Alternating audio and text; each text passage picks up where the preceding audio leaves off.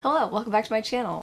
Or welcome if you're new. My name is Chandler and I am your favorite award-winning show dog. Today I'm going to be talking to you guys about books that I think you should read based on other books. This is not a new idea, this is not revolutionary, but it's something that I've wanted to do for a while. A lot of you guys have actually asked recently if I could do a video like this, and I thought what better time than today. So in this particular version, I'm going to be talking all about rom-coms or just primarily traditionally published romances. If you guys have any recommendations for other videos like this you'd like to see for another genre, let me know. Totally willing to do that, you know, historical romance, fantasy, whatever, just leave it in the comments down below. But today we're doing rom-coms, and I have quite a list to tell you guys about. The books on this list are not necessarily one-to-one comparisons, so if you're looking for a book with an identical plot or identical characters, you're not going to really find that, but I think if you're looking for books with a similar vibe to your favorites, you might be able to find that on this list. So without further ado, let me tell you about some books that I think you'll like if you liked, you know, the other book. First up, we have Beach Read by Emily Henry. I think if you like this book, you're really going to like The X-Talk by Rachel Lynn Solomon. So if you haven't read Beach Read, it is about two writers who are kind of in a rut one summer, and they end up switching genres so they get out of the writing slump that they're in. The X-Talk is about two people working at a failing radio station, and they have to kind of come together to pretend to be exes, essentially, to give relationship advice to other people, or at least that's sort of like the ploy for their particular radio show. They're going to pretend to be exes, and they're going to give relationship advice, but the catch is that they've never actually dated. So both of these books kind of have similar plots in that they've got two people who are kind of reluctant to work together, but they have to work really close together. And if you're a romance lover like me, you know that that's kind of like a forced proximity trope, and that's definitely present in both books. I feel like beyond that, the relationship building for both of these books kind of follows a similar pattern. It is sort of a slow burn as the characters get to know each other throughout the books. You don't have them jumping into bed together and then trying to fight their feelings for each other. They definitely build feelings as the book goes on, and then eventually it develops into a romantic relationship. I personally like that. I think that that's a good formula for romance. I know a lot of people really hate insta-love, so you don't have to worry about that in either of these books. Additionally, I just feel like the overall tone of these stories was so similar. I think going into Beach Read, I expected it to be this like lighthearted rom-com, and that's not really what it is. It's not something that is super hard-hitting or depressing,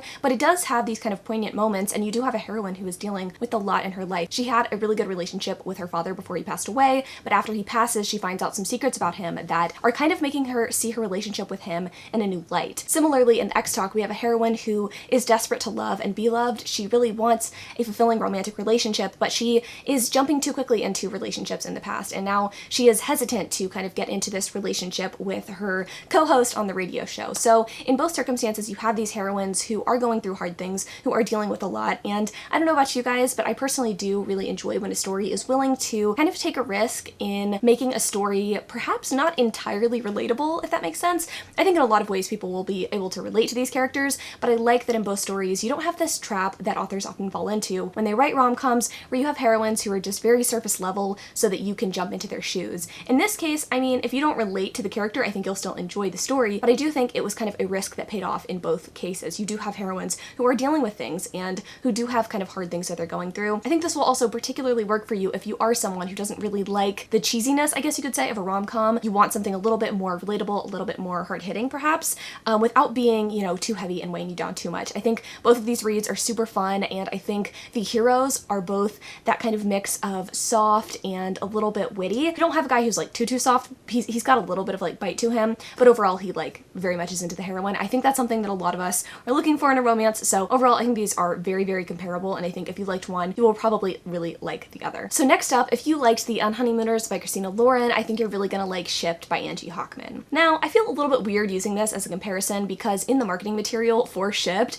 it is compared to The Unhoneymooners by Christina Lauren and The Hating Game by Sally Thorne, so it seems a little bit cheap or like a little bit cheating to kind of compare these books together because I mean obviously they already are very comparable, but I think it's not just the plot that makes a book similar to whatever it's compared to. The tone, the vibe, the writing has to be similar as well. In this case, that's very much true. If you really are just desperate for another fun, beachy read that has a Christina Lauren feel specifically, because the writing is not Sally Thorne, it's definitely Christina Lauren-esque, I think you're really going to enjoy Shipped. So The Unhoneymooners, if you haven't read it, is a fake dating situation wherein two people who kind of hate each other have to go on a honeymoon together and pretend to be in love. They are going on behalf of their respective siblings who have just gotten married but got sick before they could go on this non-refundable honeymoon, so their respective siblings have to take their places, and they don't really like each other. And it's fun, there's a lot of antics and banter, and they do obviously end up falling for each other. And then in Shipped, you have two battling co-workers in this case, and I think that's kind of where the hating game comparisons come in, although I don't think the relationships are similar enough to really compare those two books. But in Shipped, you have two coworkers who are going on a cruise together.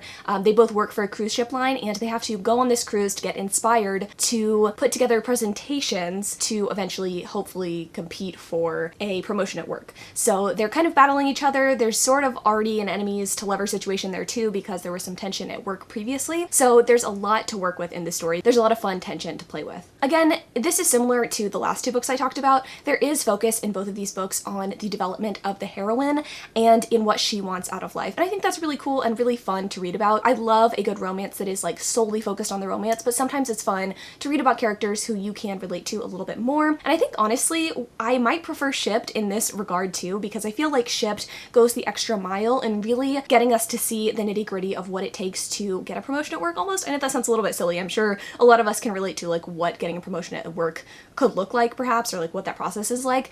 But I feel like I appreciated the time that was spent on this. I think sometimes in romance, like, you have these fun setups for plot and then they never really end up coming to be anything. Like in The Hating Game, there's this promotion at work that comes up, but it ends up not really mattering at the end. In this book, it matters up until the very end, and you do get to see our heroine kind of battle it out and fight some kind of shitty things at work, which I think was kind of a cool added element to the story. Additionally, I really liked the heroes in both The Honeymooners and Shipped. They both have a lot more wit and banter to them than maybe some of the other heroes in some of these stories I'm going to talk about. So if you like a hero who's kind of willing to give the heroine a little bit of shit, I think you're really going to enjoy these books. And while I wouldn't say that either of these books are like particularly life-changing, I think if you were on a beach somewhere, these are both perfect books to pick up. They have just enough interest to keep you reading, but they're not so heavy and bogged down with plot that you're going to be like, okay, I want something a little bit more like lighthearted and easy. But I think if you're in the market for something like this, I would definitely give Shipped a try. Next up are the two books from the thumbnail. If you liked Take a Hint, Dani Brown by Talia Hibbert, I think you're really going to enjoy Tools of Engagement by Tessa Bailey. Now, on the surface level, these books could not be more different.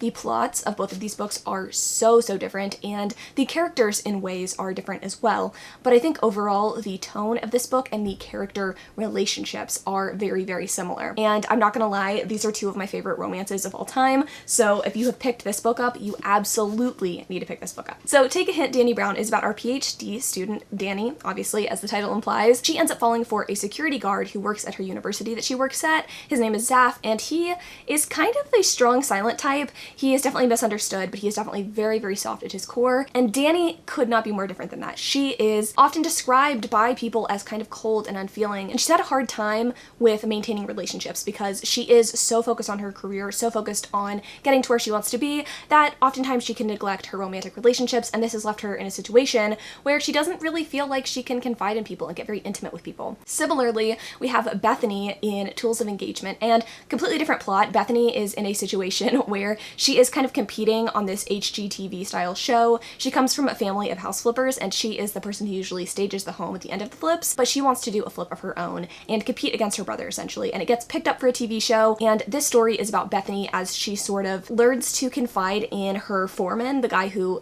is helping her flip this home, and it's about her trying to kind of open up to him because she too has been seen as this sort of like type A frigid person, and she has a really hard time opening up to people as well. I think in both books you have these very strong heroines who really know what they want but are, you know, flawed and have been misunderstood by partners in the past, which is, you know, super frustrating, and I think something that a lot of us can relate to, having people in our lives that we want to stick around but don't necessarily get us fully. And then both of the heroes in this story both have kind of trauma in their past that they deal with in really healthy ways that kind of help them to be more understanding towards our heroines. Something that always gets me and always really makes me root for a story is when you have a super intuitive hero. Maybe it's because I have someone like that in my own life, but having someone who can understand your quirks and anticipate your needs is so rare and so underrated. Like I said, the plots couldn't be more different. I don't think I said, but this has kind of a fake dating situation, which is not at all the same as this. This is kind of more of a mutual pining situation, but overall, I love these romantic relationships. I love the dynamic. I love these, and you know, I don't purport to know what other people like in romance, but I think a lot of us can maybe relate to, you know, being flawed and still wanting to be loved because of it. So if you really liked this book, I would highly recommend picking up this book. I didn't have the best luck with Fix Her Up by Tessa Bailey in the past, so I was hesitant to pick this one up. However, far exceeded my expectations and it was fantastic. And while I liked the first book in this series, this one is definitely my favorite of the two that I've read. So overall, just like pick both of these up. If you haven't picked either of them up, pick both of them up, and if you've picked this one up, pick this one up. My next recommendation is for fans of The Simple Wild by K.A. Tucker. I think if you like this book, you're really gonna like Twice Shy by Sarah Hogle. This is another comparison that seemed a little bit odd to give, mostly because the setups for the plots are very different, but again, the relationship dynamic and the overall vibe, I think, is very similar in these two books. So The Simple Wild is about a city slicker who goes to Alaska to visit a dad that she doesn't necessarily know very well, and while she's there, she ends up falling for a guy named Jonah who is a little bit rough and tumble and a little bit not shy, but he definitely doesn't want anything to do with her at the very start of the story. Twice Shy is about a girl who ends up inheriting her aunt's house after her aunt passes away, and when she goes to the house to kind of clean it up and figure out what she wants to do with it, she realizes that she's not the sole inheritor of this property, and so she has to work with the guy that used to garden for her aunt and decide what she wants to do with this property. So again, surface level, the stories are very different, but Wesley, the hero in Twice Shy, and Jonah, the hero in The Simple Wild, could not be more similar if they tried.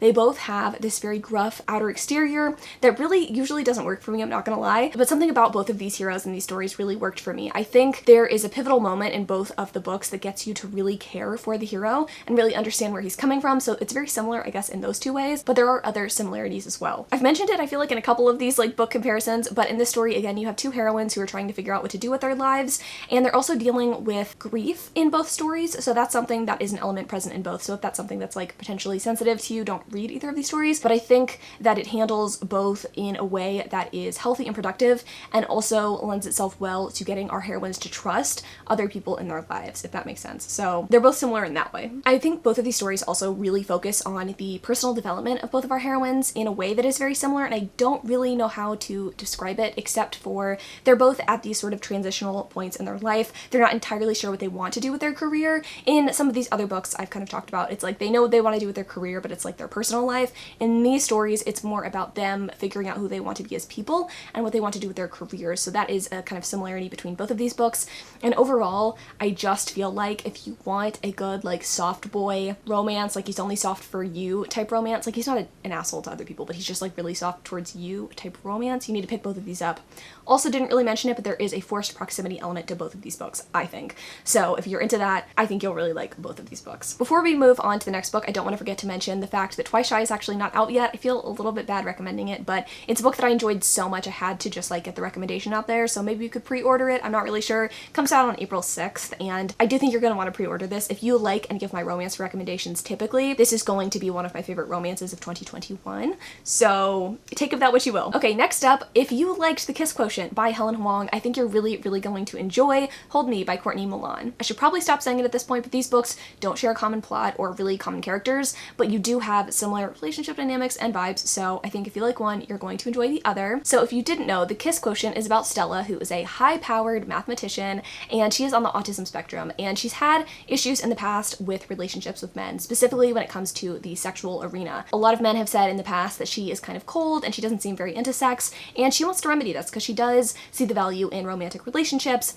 So she ends up hiring a male escort named Michael, and Michael basically teaches her the ropes of sex and at the same time kind of breaks down her walls and gets to know her in a more intimate way. Similarly, in Hold Me, we have Jay, who is a PhD in, I want to say, astrophysics or something just honestly wildly intelligent, and he is super attracted to a woman who ends up coming into his office at one point. I honestly can't remember exactly why she ends up going into the office. Her name's Maria. She's amazing.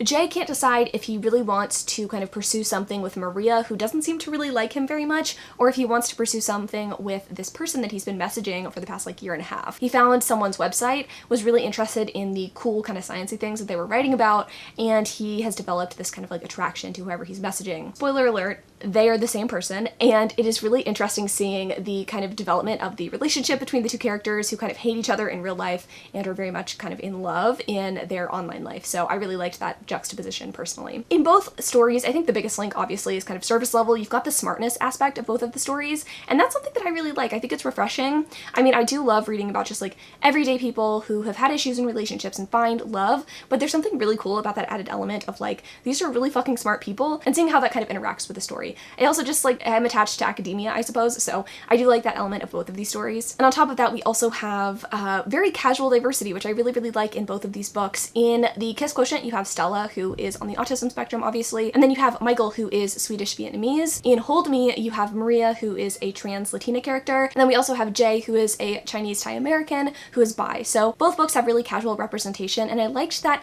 the identities of the characters do play into the story quite a bit, but you don't have a focus on trauma in any of the stories too, which I really, really appreciate. I think that's something that's really talked about right now, especially. Having diverse characters is super important, but we don't want all of the stories that have diverse characters to be traumatic, and I like in romance when, you know, identities play a part, but it's not about how those identities have, you know, created some sort of traumatic past. So another similarity between these books is that I think both of these stories at their core are about people learning to communicate. And I guess that's a lot of romance in general, but these two stories specifically are about people trying to kind of break down the walls of the other person and figure out how best to communicate and find out about the other person. Neither story, though, I would say has like a big miscommunication trope. I think that's a thing that a lot of us romance readers kind of stay away from. That's not really something that happens in these books, but watching these heroes and heroines get to know each other and learn how to respectfully communicate is honestly really rewarding, and I really liked it in both of these books. And then lastly, both of these books, in my opinion, have some like really, really steamy sex scenes, so if that's something you're looking for, I would definitely recommend picking up these books. Specifically though, I think Hold Me doesn't get enough attention, so I would highly recommend you guys pick that book up. And that's all I have to say. Go read these two books. Okay, this last one. If you like In 5 Years by Rebecca Searle, you will love One Day in December by Josie Silver. If you watched my worst books of 2020 video, you were probably like, why is this being featured in this video? You did not like In 5 Years. And that is correct, but I am a woman of the people, and a lot of you guys said in the comments of that video that you really liked In 5 Years because while I didn't think it was a romance and while I sort of hated it, a lot of you guys appreciated it for what it was, and you did think there was like some romantic element in there that appealed to you or whatever. I don't agree, but I can respect it, and since I respect you guys, I thought I'd give you a recommendation that I think you guys might get behind. So I can't really go into the plot of either of these books, sadly, to kind of let you know in what ways they are similar, but I think if you enjoyed In 5 Years, but we're kind of hoping it would take more of a romantic spin on things, I think you're really going to enjoy One Day in December. They do have sort of this focus on trauma and grief that happens in life, everyday life, I suppose. And I think if you're looking for a story with characters who are being, I don't know, kept away from each other for long periods of time and aren't able to explore their perhaps romantic attractions, these are very comparable stories in those ways. Not going to go into details on how the plot's similar, but they share some similarities as well. So I think if you like this book, you're probably going to like this one too. I think a lot of people would probably enjoy both of these books around the same time of year as well. I think if you're looking for something cozy and Christmassy, and if you like depressing stuff around Christmas, this could work for you. Did either of these books work for me? Absolutely not. They're both 1 stars, but I know you guys, and I know that some of you guys liked that book, so I thought I'd give you a recommendation based on it. But that's it. Those are all of the recommendations I have for you guys today. Again, let me know in the comments down below if you want to see other videos like this for other like genres of romance or for fantasy or whatever, or if you hated this and you never want to see it again, let me know too. I'm always here for your feedback. But that's pretty much it. Love you guys so much, and until next Sunday.